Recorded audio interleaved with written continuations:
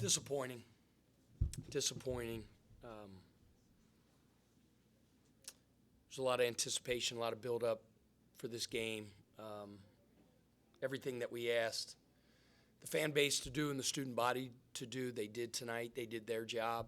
We worked really hard over the last couple days to generate excitement for this game, and I thought the atmosphere was awesome. Not only were there big numbers here, it was like almost packed, but at the right times they really changed. I think the energy in the building and big possession. So I give our crowd and our students a ton of credit. Give UNCW credit. That's a good team. You guys know I've said this before. I think Takeo's a really good coach. They're veteran. They got a ton of their team back from last year, and offensively very efficient. I think Ken Palm analytically has us and them the number 1 and 2 offensive teams in our conference. So they're difficult to defend. And for the most part, I thought we did a pretty good job of defending the first shot. I thought what we did a very poor job of is letting them get second opportunities. We pride ourselves on being a very, very good rebounding team, and we are. They got, I think it was 16 offensive rebounds, but that doesn't matter to me. It's the percentage of their misses. They got 39% of their misses back. Trezarion White, 13, is a very good player, a Player of the Year candidate. And, for all intents and purposes, we did a pretty good job defending him. I mean, 24 field goal attempts is a lot of attempts. If you have the same number of points as field goal attempts, usually that's not the most efficient night. So, and he's terrific. So I think for the most part we did a good job of defending him, but they got too many second shots back. First thing I look at on the stat sheet, or I ask my assistants, is what's their offensive rebounding percentage and what's their offensive rebounding total. And very, very few times this year, if any, has somebody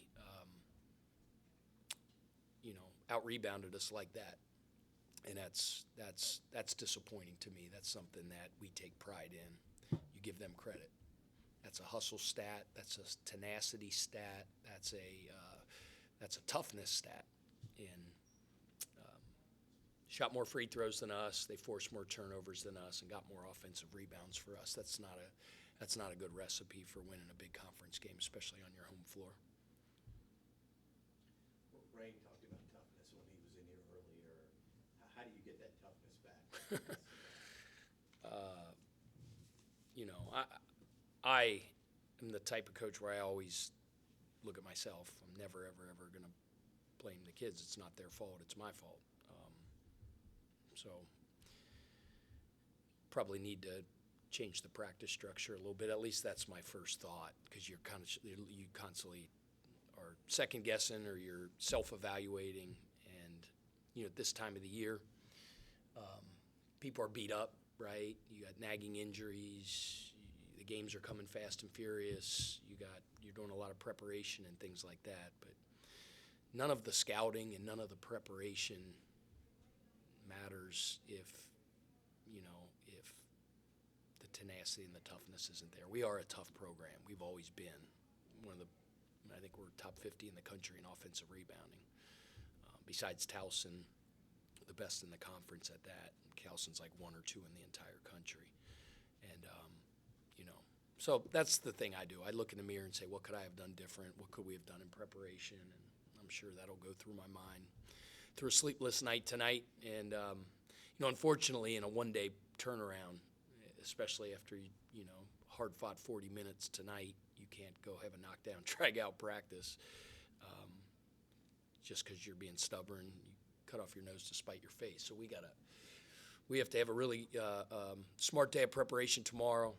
I know how our guys will respond. We have a very mature group, a committed group, bought-in group, and, get a good night's sleep tomorrow, get their butts to class in the morning. Coaches will work between now and when practice starts on preparation on William and Mary, and we'll have a great day of preparation, fly up there, try to get a big win. That was a veteran refereeing crew. They kind of let y'all play as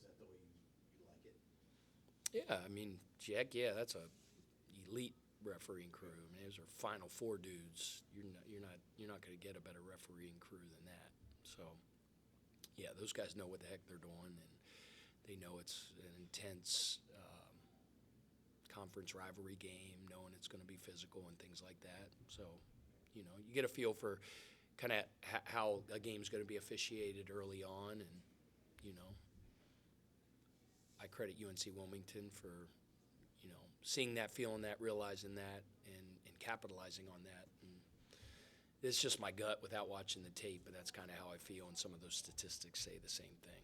And again, you give credit to Wilmington. Coach, we appreciate it.